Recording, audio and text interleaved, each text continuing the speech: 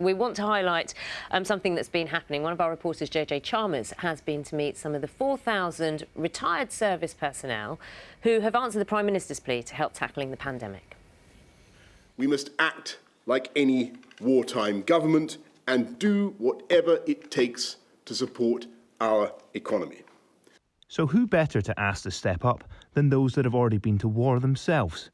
Enter Team Rubicon UK, a charity that asks armed forces veterans to help respond to natural disasters across the world. And now its efforts have turned on the UK's battle with COVID-19. After 3 years of civilian life, Charles Broadford stepped forward to serve his country again. He's now leading operations at an NHS supermarket at Guy's and St Thomas's hospitals in London, handing out donated food to frontline staff so they don't have to face empty shelves at the end of their shifts. I was a quartermaster, so I was involved with logistics management on a bigger scale than this, to be honest. I mean, this is nothing compared to what's going to run around me, to be honest. This, what I've been asked to do is minimal. Organise a little supermarket, open the shop 3 or 4 times a day, albeit some long hours every now and again.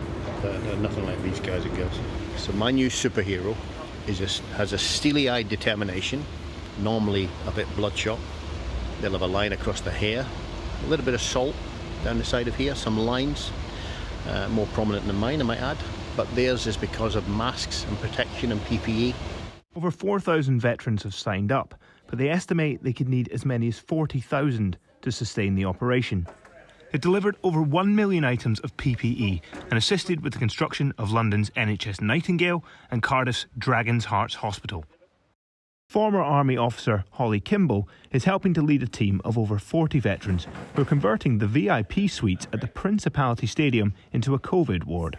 I found that the communication and leadership skills that the Army training brought have made a massive impact on my ability to lead teams. It doesn't matter if you're in rural Mozambique or Cardiff, just being part of an organisation of such diverse individuals from all different walks of life, some with a military background and others from a completely different walk of life. And I found that bringing those together has been an amazing opportunity and is one of my favourite parts of being in Team Rubicon. As well as supporting the NHS, they are also working in the heart of communities across the UK.